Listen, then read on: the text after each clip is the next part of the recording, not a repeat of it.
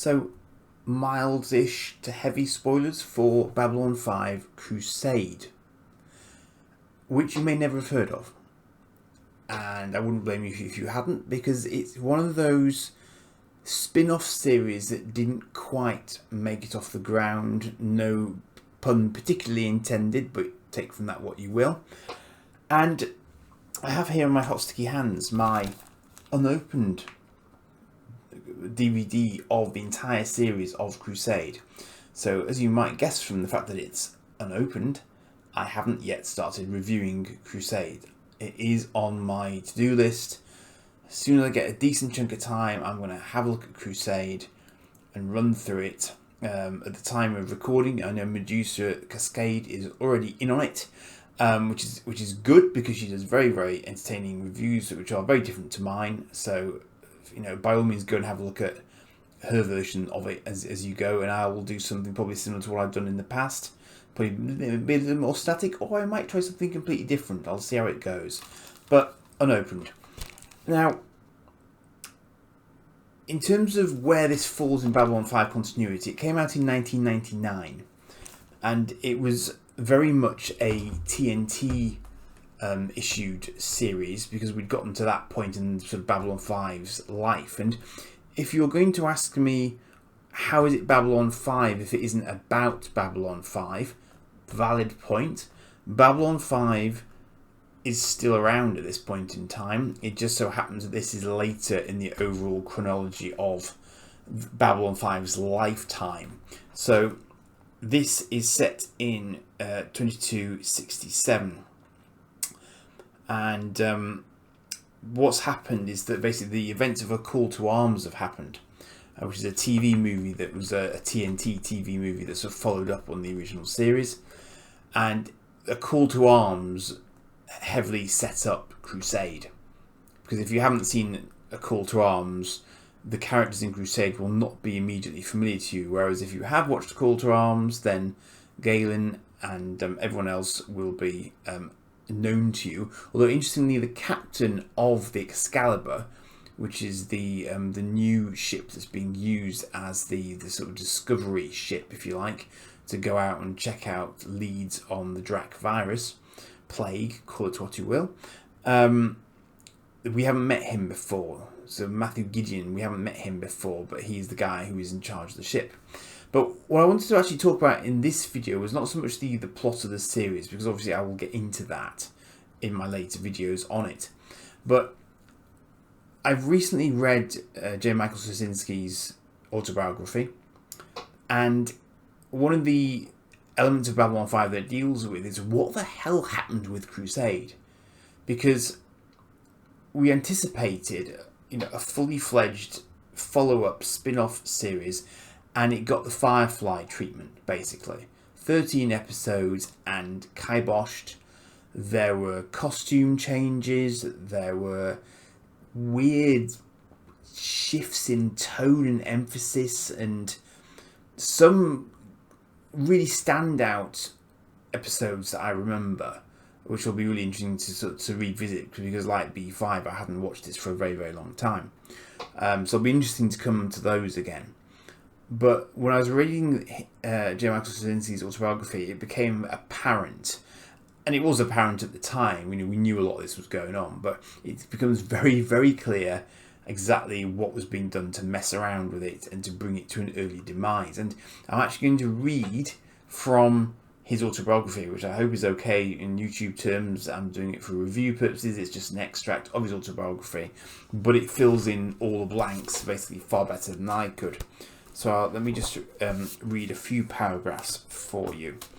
The TNT executives in charge. That's the book you're looking for, by the way.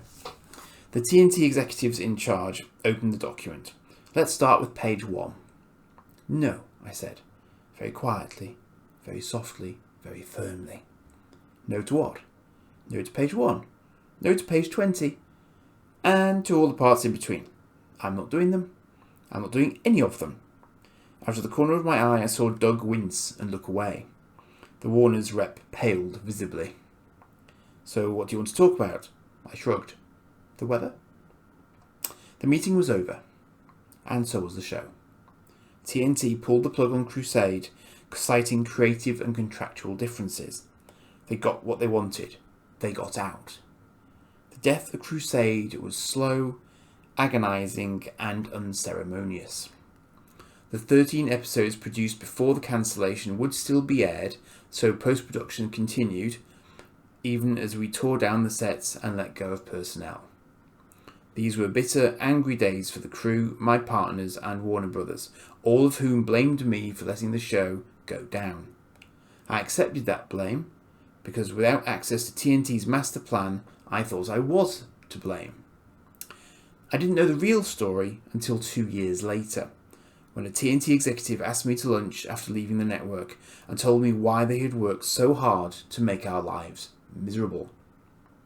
Once the ratings survey came in, they wanted the show gone so they could use the rest of that season's budget to buy reruns of shows more in line with what TNT viewers wanted.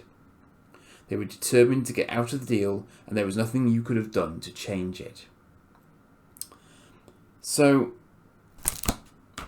that was basically what happened. They set out to torpedo Crusade because TNT as a network was, as I understand it, was very focused on wrestling in the US.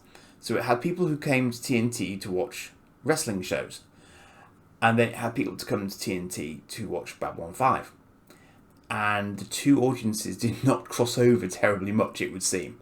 And what TNT wanted to do was focus on the wrestling folks. And so when they saw what was happening with the viewing figures and how the audience was split, they felt clearly that it wasn't worth ploughing the money into Crusade, despite having greenlit it. So they did what they could with it. They wanted to make it appeal more to their wrestling audience, which JMS, of course, did not want. And they threw more and more notes at him, which were more and more anti his vision for the show. And in the end, JMS, being JMS, who does not compromise at all, if he can get away, he just doesn't. I mean, the guy's walked away from so many projects because he wanted to maintain his creative integrity in doing them, that he just they probably knew that trying to do what they were doing would actually kill the show, and it was mission accomplished from their point of view. And poor JMS was left sat there thinking it was his fault, but actually, had he but known at the time, it wasn't his fault. They just wanted the show gone, and nothing he could have done would have changed that outcome. Even within the bounds of what he would have found acceptable, I don't think he would have been able to do it. So that is the clear reason why Crusade just stopped. 13 episodes and it just stopped. And it was really frustrating because it was probably our last best hope for a real, I hesitate to use the word franchise, but for a Babylon 5 franchise to actually get traction and develop. We later had Legend of the Rangers and we had Lost Tales, but they were much of a smaller scale, and I just don't think that once Crusade as a series had failed, it was always going to be an uphill struggle at that particular time to get things back. And obviously now we're in the Road Home era, which I'm now looking at, which is kind of why I've not delved into Crusade immediately. I needed a break, having done all my Babylon 5 reviews. I think sometimes you just have to step away for a while, because the Road Home has been very interesting, and I've been doing some other stuff as well with my toy reviews and so on. So it's just one of those ones that got away. It's just like Firefly, it didn't get picked up, and like Firefly, we're now getting a movie years later after the fact. It's unfortunate, but it's just one of those things. So it's still canon. It's Babylon 5 canon. So you do get references to stuff that has happened in the time between the series or the original series ending and Crusade starting, which we still haven't seen.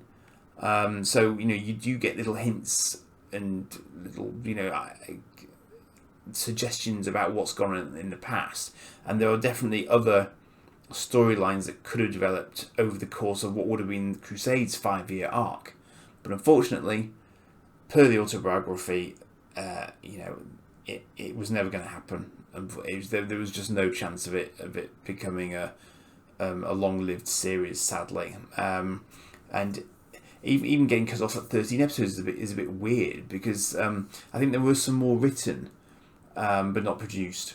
So that is all we got. Although Babylon 5 normally had 22 episodes per season, so it's not even half a season. It's kind of just over half a season, which is all the more weird. Now, the other oddity that this introduces, because there's all this stuff going on in the background, is that as I mentioned, the uniforms change at some point during the series.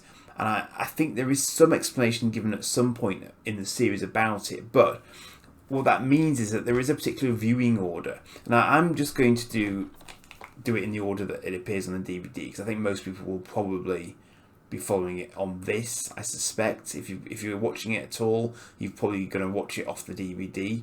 Now, I'm saying that there might be more streaming versions of Crusade coming on tap as the Road Home launches. I don't know, but I'm gonna use this.